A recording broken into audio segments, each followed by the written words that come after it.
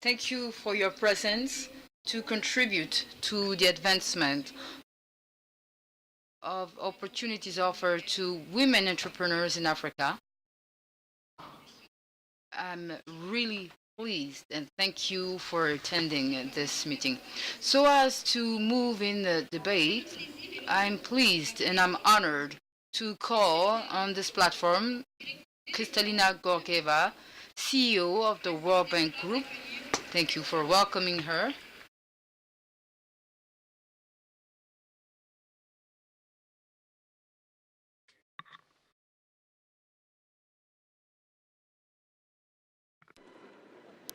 It is my great honor and privilege to invite on stage a woman who works relentlessly to promote the economic rights of women, Miss Ivanka Trump.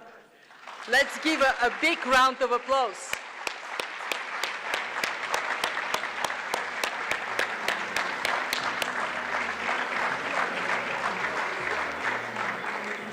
And I take the seat next to her.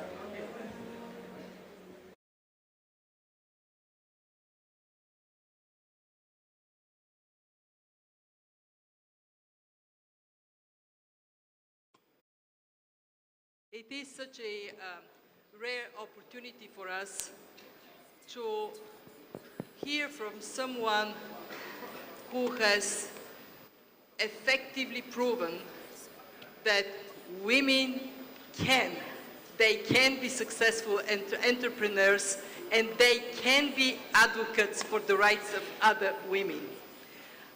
And I would like to turn to you, Ivanka, and ask you, recently the White House launched a very important initiative. It is Women's Global Development and Prosperity Initiative. It has a fabulous acronym, WGDP, Women Boosting GDP. This is how I translate it.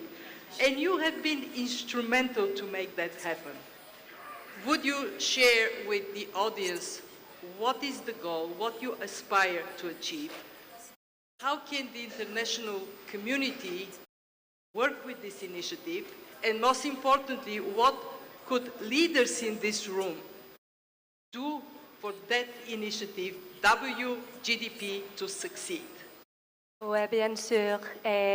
Bonjour et merci beaucoup. Good afternoon and thank you very much. It's wonderful to be here in Côte d'Ivoire. It's very nice. I would like to thank you for your hospitality. Sarah, thank you for your presence here today, signifying the importance of the initiative that has brought us all together, the economic empowerment of women. And you are doing tremendous work here in Côte d'Ivoire to advance the interests of Ivorian women. So we thank you for being here with us.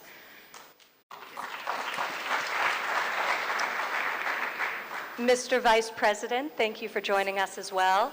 Yesterday we had a very productive discussion around the MCC compact that the United States and Côte d'Ivoire has entered into, and the affirmation of both yours and the President's goal of achieving all 20 scorecard indicators with a particular focus on gender equality by 2020. So we applaud that goal, we applaud that ambition, and it will mean great things for the women of this country. So thank you. Thank you for your commitment to advancing gender equity and to making the regulatory changes needed here to do just that. And I would also like to, before jumping into the question, Kristalina, to thank the bipartisan members of Congress who flew from the United States to be here, because this is a critically important issue. It's not important solely to Africa, it's important to the United States of America, because when Africa is empowered, we all rise together, and women are the greatest under-leveraged resource in the developing world. So some of the great champions in the U.S. Congress are here with us today. So if I could ask them for a moment to stand. Senator Lindsey Graham. The senator is leading this bipartisan CODEL to Cote d'Ivoire and then on throughout the rest of the continent. So we thank you for being here. Senator Coons.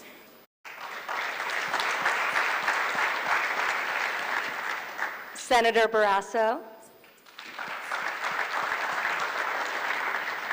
And maybe more importantly, his lovely wife, who hopefully is with us today, Senator Sass. And Representative McCall. Hopefully, in addition to the high-level presence we have from the administration, Administrator Mark Green from USAID is here, representatives from the MCC are here, the White House, the NSC. So we have a strong presence here, and hopefully that affirms the bonds between the United States, this administration, and Cote d'Ivoire, and Africa in general. So thank you. So to move on to the question at hand, we launched WGDP, the Women's Global Development and Prosperity Initiative, in February of this past year. It is the first ever all-of-government approach to women's economic empowerment in the developing world. And the goal is to empower 50 million women by 2025. And we seek to beat that goal. WGDP is designed around 3 specific pillars.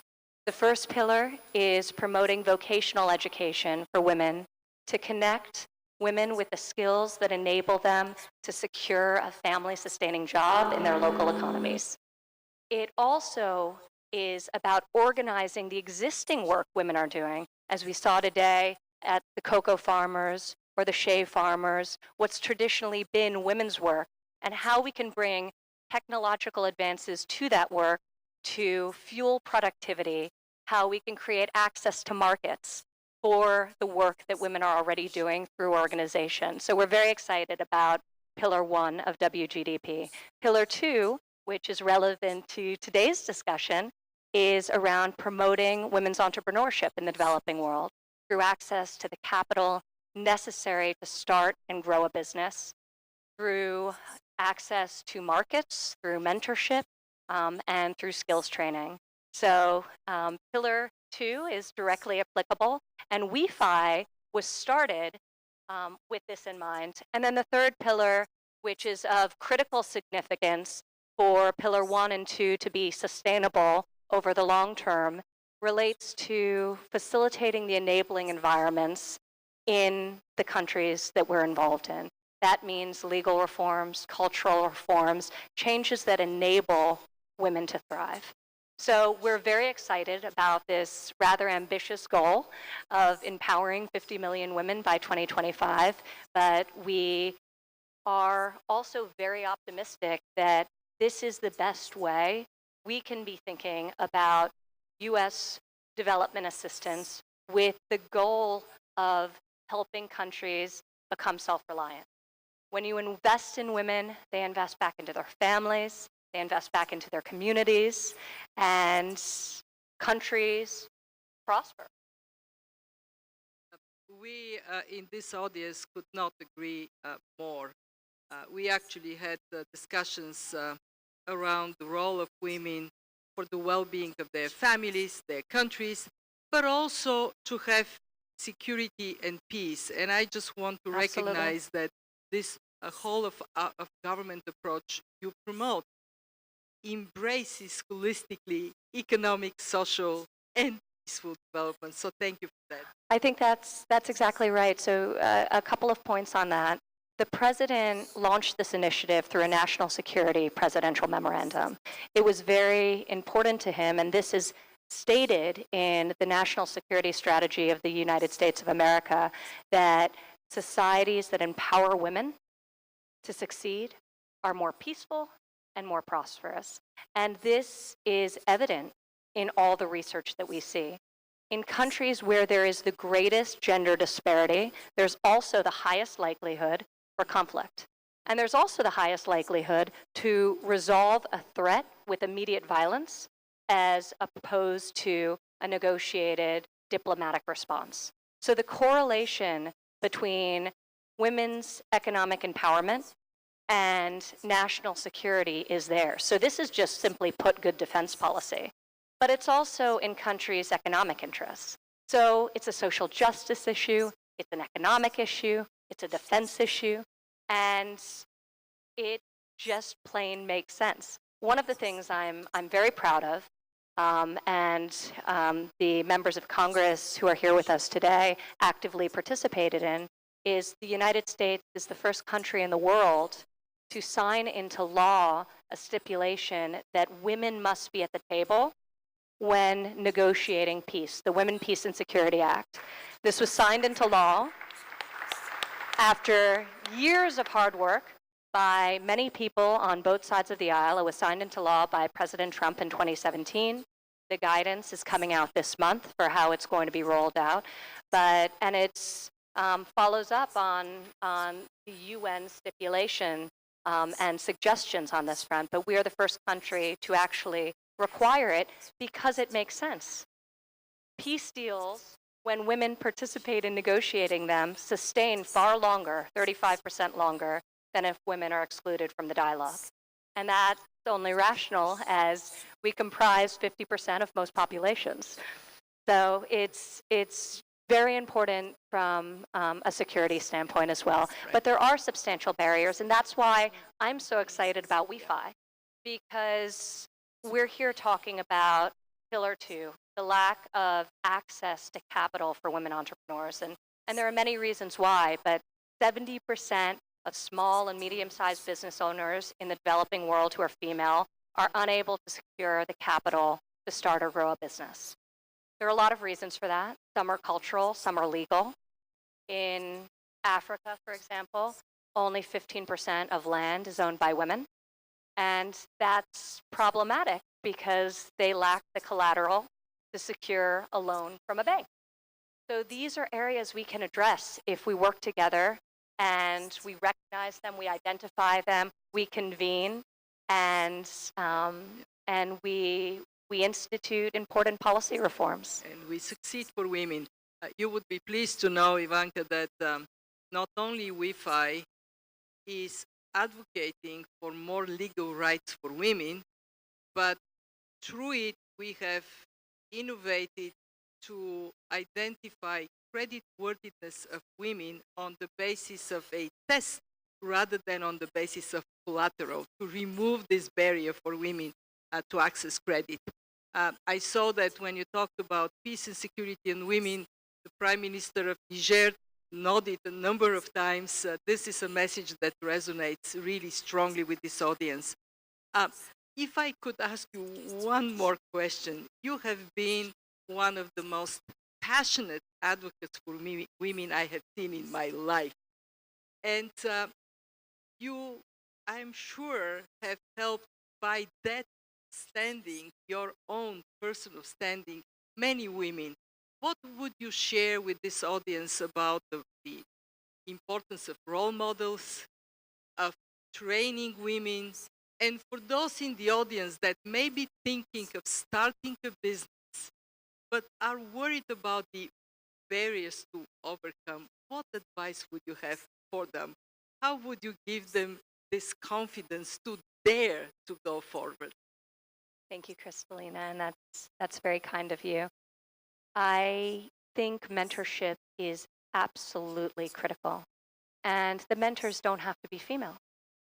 They can and should be male as well, to encourage a pipeline of women, particularly in industries where they are poorly represented and there is inequity in terms of just the numbers. Today, I journeyed 2 hours outside of the city to visit an amazing cocoa farm. And it was run by a director of an association. And the women didn't own the land.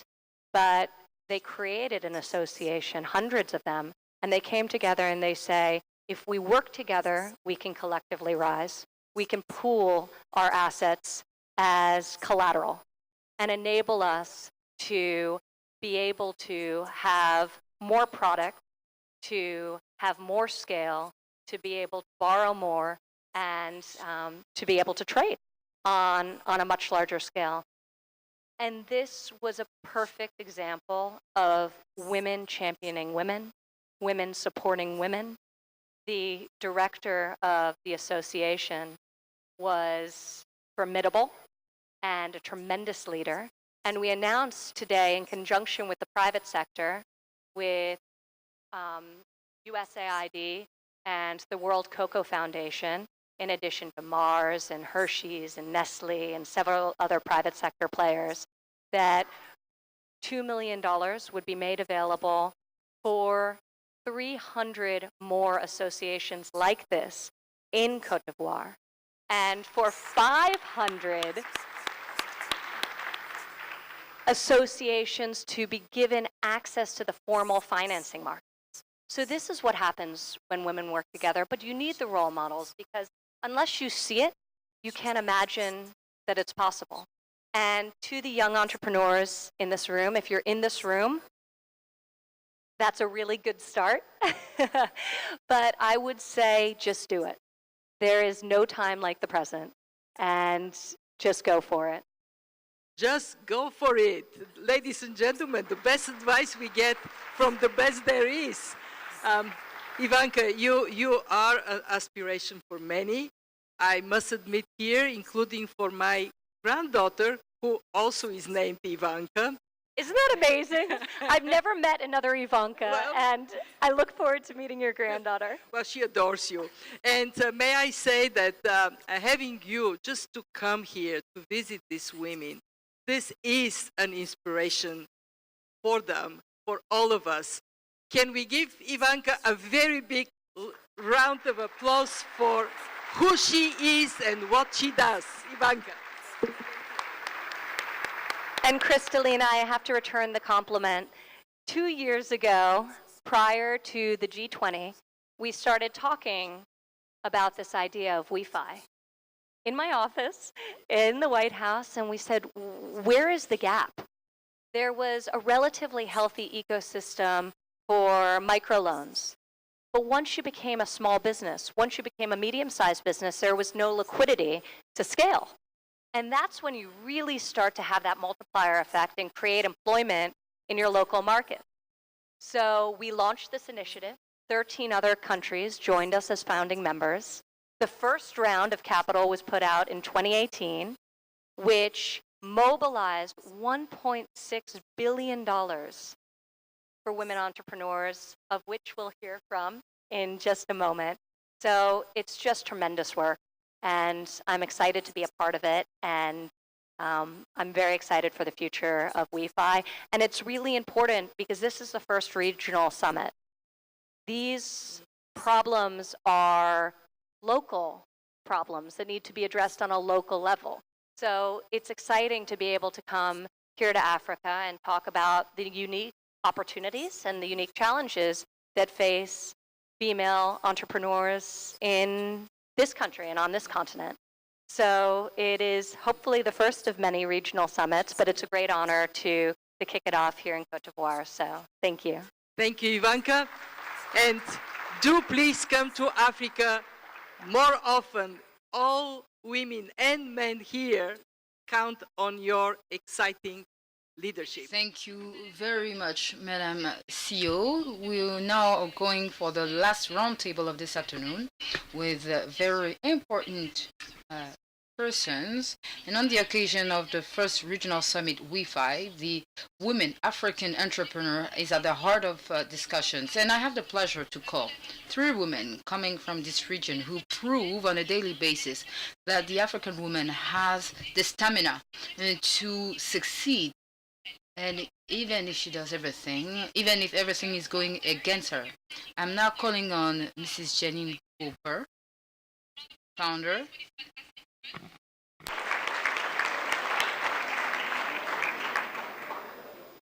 I also call Catherine Krobo-Edusei, founder and managing director of Eden Tree, that's in Ghana.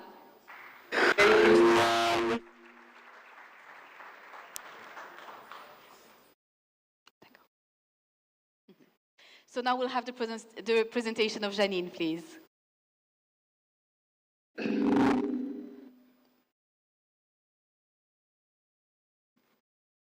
Hello. Thank you, Madam Moderator, and thank you to the organizers for inviting me to speak at this very important session. My name is Janine Cooper, and I'm the founder of Fabrar Liberia Incorporated, the largest rice producer in the country whose staple food is rice. I started Fabrar in fulfillment of a childhood dream and a passion that I had. I grew up in an agricultural household where farming and farm terminology were commonplace around the house. My father was Liberia's first agricultural economist, and he often spoke to me about the challenges and opportunities of working with smallholder rice farmers while he was setting up cooperatives and rice farms around the country. So none of this was strange to me. When I set up my first business, I went into rubber, not rice. But very quickly thereafter, I found that I had to do something about rice because it was just reverberating in my head that this was what I needed to do. As you know, Liberia has a political linkage between rice and our government. 40 years ago this week, we had rice riots in Liberia, and that was followed a year later by a coup d'etat. And since then, it seems like Liberians have lost their appreciation of the rice that we grow. Janine, excuse me, if I could just ask you to bring the mic a little bit closer to your mouth, please. Okay, yes, you. The sound is a little bit low. If the technicians could also raise up the level a little bit, that would be helpful. Thank you. Okay, so Liberians have lost an appreciation of the rice that we grow, as well as even the motivation to plant and cultivate rice. When I started my business and I got into rice in the late 80s, very shortly thereafter, Charles Taylor's forces took over the country, and I was in the process of setting up a rice mill exactly where I have my factory today. And I lost everything, but I didn't lose the dream.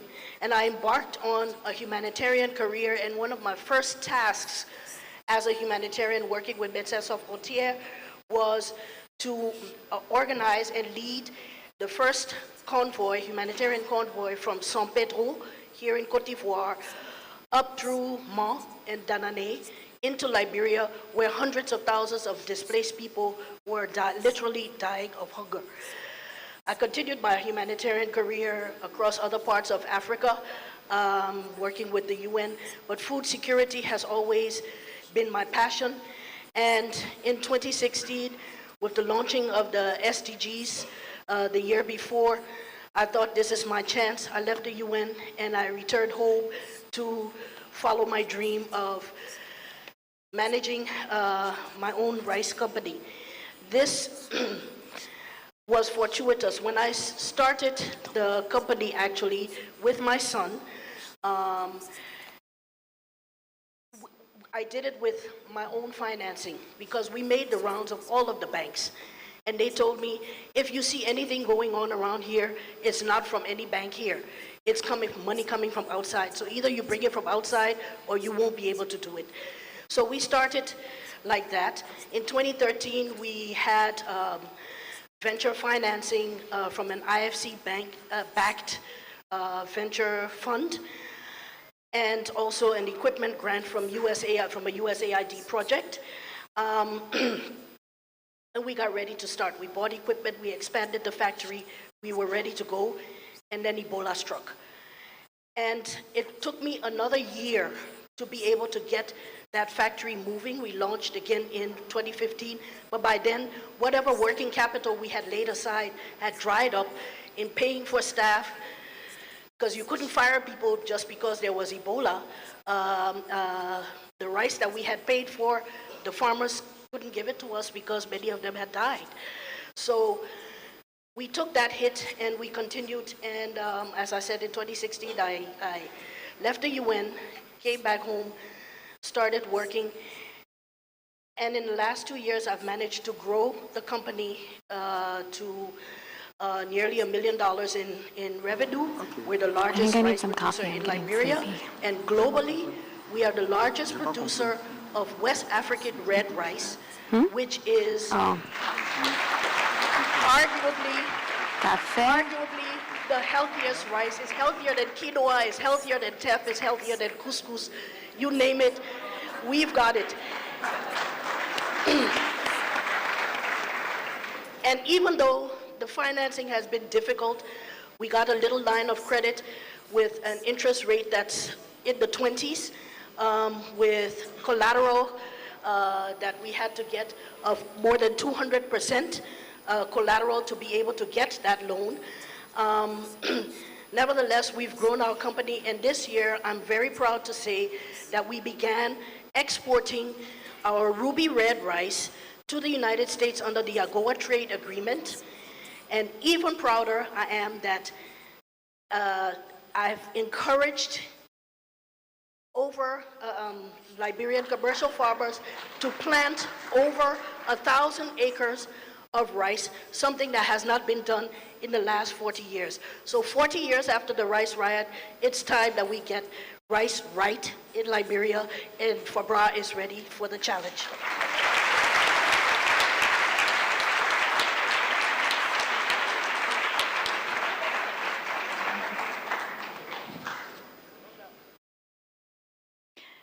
Thank you very much, Janine. It is now my pleasure to call Catherine Krobo-Edusei, founder and managing director of Eden Tree in Ghana.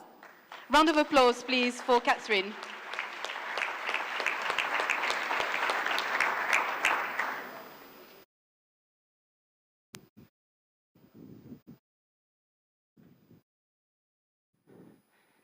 Hello. Good evening, ladies and gentlemen. My name is Catherine Krobo-Edusei. I founded a company in Accra, Ghana, and we produce fruits, vegetables, and herbs. And I'm going to tell you the typical story of a woman entrepreneur in Africa. I was in banking in London, in the UK, and then I came back. I had two babies very close in age. So I came back home to Ghana. And as a single mother, there was a drive in me that I must do all that I can to raise my children, be the sole provider in the home, and give them the best education that I could give. So early in the morning, at 4, my day starts at 4 a.m. And then I go out to farmers to collect produce, and then come back at about 6 a.m. By then, my two helpers, I had two that I started with, will get the children ready for school, and then I take them to school. When I take them to school, they start getting the produce by washing them, disinfecting, and then I come back and then we package, we label, then I go out there again to distribute to the supermarkets, finish that. When it's time to pick up the children from school, I do that. I bring them home, I spend time to do homework with them, play with them, spend quality time with them, and then when I put them to bed, then I continue with my work and I do my accounting, and then I do my bookkeeping, and I prepare my records for the day, ready for the same cycle to start again the next day. And this happened for about 2 years, because I started with very little capital. So we had to plow the profits back into the company, and it was a slow growth. Okay, so now I moved back 22 years, because I've been doing this work for 22 years now. Now, 22 years, what we do, we work with smallholder farmers. We procure from them, and they require immediate cash. Okay? And then we then supply daily to the supermarkets. We distribute daily. And what happens is that they give us 30 to 60 days payment cycle. So we now have an issue in the middle. Supporting the smallholder farmers, we are supporting the bottom of the pyramid. However, the cycle that we are getting is killing our cash flow because of the gap. So now this is where innovative financing should come into the company, but it is a struggle. Getting financing is a struggle. If you are fortunate to get a loan, okay, you need collateral. There are two hinders. You need collateral and interest rates. Interest rates are ranging from about 18% to 36%, depending on where you borrow. Now, if you are moving closer to 36%, then it means you are working for the bank. So that is a hinder. And then collateral. If you're going to borrow $100,000, it means that you must have collateral that is worth $200,000 plus, because the forced sale value must cover the $100,000 loan. Now, this is mainly difficult for women entrepreneurs.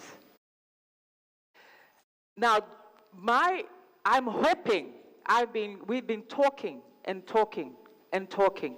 I am hoping that there's going to be action. There's some action, but I don't think it is spreading all over. And then secondly, I don't know whether the banks who are supposed to disburse are doing what they're supposed to be doing. We hear the right things, but on the ground, it is not happening. My hope is that there's a fund set up for women entrepreneurs that the key criteria should not be collateral. The key criteria should be a good business case. You hear the words that, okay, women are good payers. Women pay their loans. But then there's this hinder, collateral. So if good business case can be the key criteria, I think that would help us. Secondly, it's not only financing that we need. There's a gap, human resource. We don't have excellent, or no, we do have excellent, but we can't afford the excellent human resource. So if there was a way that there could be a fund that would support good human resource that can be matched, so an entrepreneur can match the salary of a good human resource, so that can help the entrepreneur to grow. Otherwise, what happens is that we find ourselves micromanaging the business. We are involved in everything, and that is exhausting. Thirdly, the cost of business can't be too high if you are compliant, because there are so many regulatory fees. For example, the taxation you have to pay in advance ahead of your income every quarter.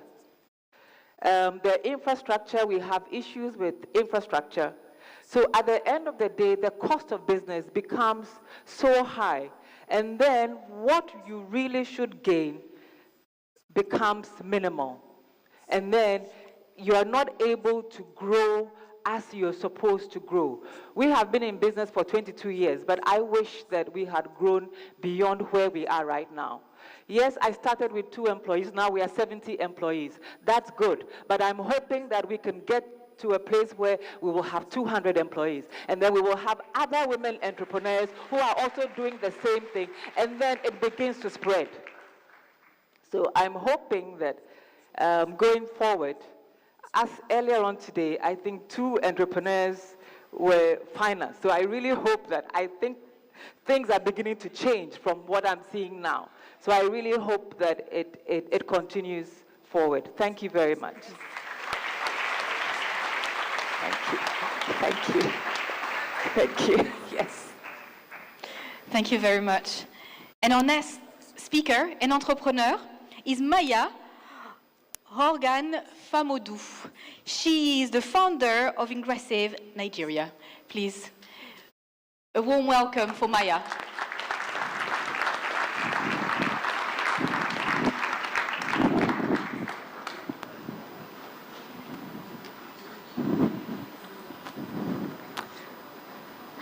Hello, everyone. And firstly, before I get started, thank you, World Bank, US government, the government of Cote d'Ivoire, and everyone else who put this together. Thank you for having me. I'm very excited to be here. So a little bit about my background. My name is Maya Horgan Famodou. I'm a Nigerian-American investor and technology entrepreneur. I've always been committed to driving global resources to sub-Saharan African tech ecosystems. This started about 5 years ago with a company called Ingressive. To date, we've assisted more than 50 corporations, investment funds, and technology companies to enter sub-Saharan Africa. Our clients have gone on to do about 35 investments in the region. We do market entry services, and also for some businesses, we actually operate their Africa strategy for them.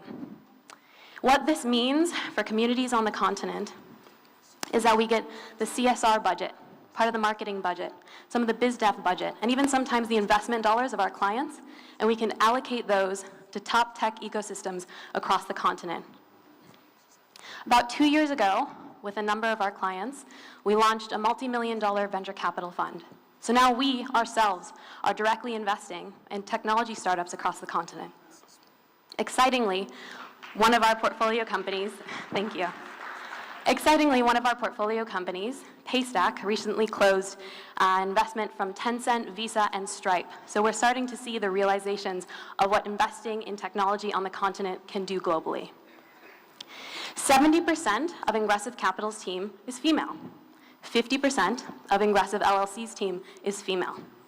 Soon to be, 25% of the companies we've invested in are founded and built by female entrepreneurs. Thank you.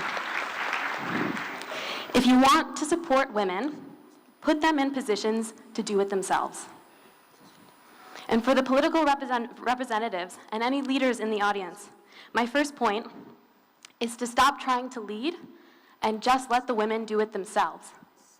We launched a community program called Ingressive Campus Developers. It was meant to be in every major university across the continent, supporting computer science students with technical products and sponsorship. When we tried to do it in-house ourselves, we got to about 30 schools, and the program stagnated. But when we realized that if we could just find the people who were good at teaching and also good at building communities, if we just gave them the money, maybe something different could happen. Currently, we have 10,000 developers under our network, 12,000 technology founders, and 2,000 designers. Women work well in communities. Identify the ones who do, and empower them. My second point is, if you want to support women in entrepreneurship on the continent, make it easy to incorporate a business and open a bank account. Of the top 5 countries in the world with the highest rates of women entrepreneurs, they're all 5 in sub-Saharan Africa. But yet, sub-Saharan African women entrepreneurs are some of the least financed in the world. Why? Because most of them are in the informal sector. If you can make it easy to incorporate a business and allow them to develop a financial footprint through a bank account, you can make it that much easier for them to access financing. And the last point is start promoting African products. I have yet to hear a political leader run a campaign promoting indigenous African products. We have the highest rate of female entrepreneurship in the world. And where are these women? What industries are they in? They're in agriculture, food and beverage, fashion. If you want to support women entrepreneurs, support their businesses. The best way to radically improve female entrepreneurship is support the companies and buy the products that they're making. And now for a couple tips that I've learned. This is for the women entrepreneurs in the audience. The first one is don't be afraid to leverage the suits. This one was really hard for me, and something that I've only come to realize, and something that I wish I knew 5, 10 years back when I started on this journey. Sometimes you're going to go into a deal, and the person sitting across the table is going to want to be working with someone who looks like them. That could be white, black, male, female, old, young, it doesn't matter. Sometimes you have to leverage your suits or gray hairs to get the deals done. I know that might be a little controversial, but, you know, I've had to do that, and it's worked. So the first point is be able to leverage the suits. The second point is, and this is something also that I learned recently and wish I had done long ago, which is your professional success is a direct reflection of your spiritual, mental, and emotional development. We don't focus, especially on the continent, we do not focus enough on ourselves and our personal development. The first year I started Ingressive, I spent no time working on myself. I was constantly burned out, and you can't support a team when you're like that. You are the generator that powers the business, and if you don't service that generator, what happens to it? Breaks down. Thank you. Yeah. So when I started investing in myself, when I started really committing to my spiritual development, my emotional development, we closed our first $100,000 investment. And from there, we just continued to grow. And my last point is you are where you are because of your experience, not in spite your experience, or not despite your experience. And don't try to justify yourself and explain yourself. Just give them only the information they need to know. Sometimes it's hard for people to understand you can be a mother and a top CEO. You can have a fashion sense and be the top investment banker. Yeah. I was working at JP Morgan in the mortgage banking department by day in New York City, and by night, I was an actress performing in off-Broadway plays. Can I explain something like that to investment bankers? No. But you know what I found? We just closed our first entertainment technology investment because from that experience, I'd continuously engaged in the arts, which allowed me to have a more dynamic investment ability and diligence process. So my last point is that you need to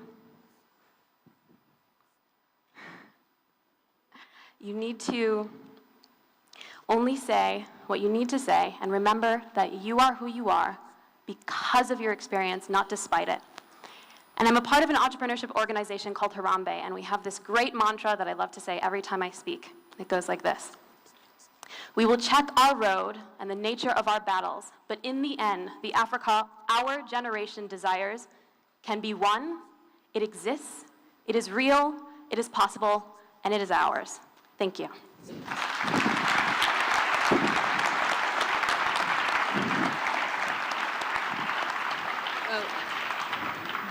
This has been an incredible presentation of individuals' stories that resonate with so many of the women entrepreneurs in Africa. And I would like to follow with a question each, and starting from Janine.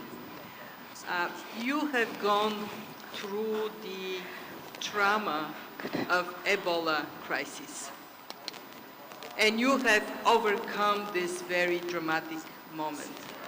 What is your advice to women entrepreneurs faced with a very dramatic situations? How should they cope? What kind of insurance there should be for women? How they can help each other? Well, thank you. That's a very complex question. It has a multifaceted answer. My first thing is that women were the backbone of the Ebola response. I saw it myself. It may not have been claimed in all of the statistics that came out, but it was women who cared for the Ebola patients and took it forward. So we are nurturers. Count on each other. Count on your community, count on your family, draw on the strengths from others when you're down. It's something that I follow all the time. When I'm discouraged, I go back to my, I call my road gang and my tribe, my village, and they boost me. So count on others. That is excellent advice. Count on each other. Thank you, Janine. Catherine, I love the way you passionately spoke about the importance of trusting women entrepreneurs more. And you called on the financial institutions to demonstrate that we are able to walk our own talk. We say women are creditworthy. Where is the credit for them? If you were to have one wish to come true in this scaling up that you talked about, what is it that you want us financiers to do for entrepreneurs like you? You have proven yourself, but you want to do much more. What is the one advice? And I look at the representative of IFC here in the audience. What would you teach her? Right. And all of us. Yes. What I would say is that we need to connect the phrase that agriculture, manufacturing, production is what's going to take us forward. However, when it comes to financing, it seems like the financial institutions shy away from agriculture, they shy away from manufacturing, and mainly it's import and export, because that's short term. So I want to be able to connect. Do you understand? We can't say that we want to do these things, because if our countries, various countries in Africa, if we want to get somewhere, we need to start producing. We need to start manufacturing. We need to reduce imports, into the countries. We must have a base. But how are we going to do that if you don't lend to entrepreneurs to produce? How are we going to do that? So that is a great advice for us. Finance in the real economy, agribusiness, manufacturing. Yes. Thank you very much, Catherine. And Mayamuna, you spoke about your experience, and you concluded by saying, be yourself, don't try to be somebody else. In this of being yourself, what is the main quality you bring to have an ecosystem so young people can succeed? What do you bring from yourself for the benefit of others? Wow, that's a really interesting question, and I haven't really turned it back in on myself in a long time. Thank you for asking. I'd say one of the most important qualities that I bring is access. We have so many brilliant entrepreneurs that just need a little bit of financing, that just need maybe a few technical training, and then they'll grow. The company that I just mentioned, one of our portfolio companies, Paystack, that just raised from Tencent, Stripe, Visa, a lot of international investors. Those guys were entirely homegrown, home educated, from modest means. And it's so exciting to see that just with a self-taught developers getting into the financial space, they could boom and become the most used financial service product, one of in Nigeria. So I would say being able to identify these people and create the bridges internationally to access. So make sure that you're like personal trainers for other women. Together we can do so much more. Well, thank you, all three. And now I will turn to Ivanka for a last word from this women-only panel. We don't see many of those, but here we are. We were talking about the vital importance of mentors and role models. And in being here and sharing your personal stories and your journeys to where you are today, in the face of, in some cases, Janine, tremendous, seemingly insurmountable challenges, if you inspire one other person, that is a great blessing. And I have a feeling that through the course of your career, you will inspire many, many more than that. So I thank you for your candor. I thank you for what you're doing. And I do appreciate the fact that this is an all-female panel, but I really appreciate that in looking out into the audience, I see men here. Because this isn't a woman's issue. This is about the growth and prosperity of nations, the security of countries, and it is a human issue. So welcome to the men here as well. And listen to the great advice that was given by the women on this stage who do have unique obstacles and barriers to be able to achieve their full and free participation in global economies and their own local economies. So it's a great privilege to be here. I'm very excited about both the mission of WeFi, but also what has been accomplished to date in terms of creating capital for entrepreneurs in the developing world to access. I just came from Ethiopia, where the United States government's development finance institution, OPEC, launched 2X Africa, which is $350 million of direct U.S. investment in sub-Saharan African female entrepreneurs. We're very excited about that, and obviously mobilizing the private sector and other institutions. We hope to leverage that materially above and beyond.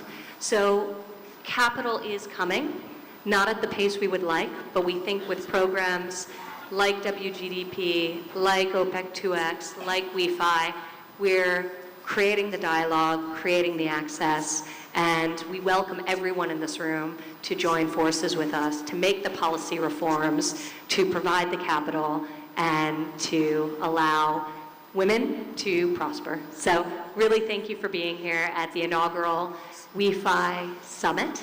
And thank you again to our wonderful hosts here in Côte d'Ivoire.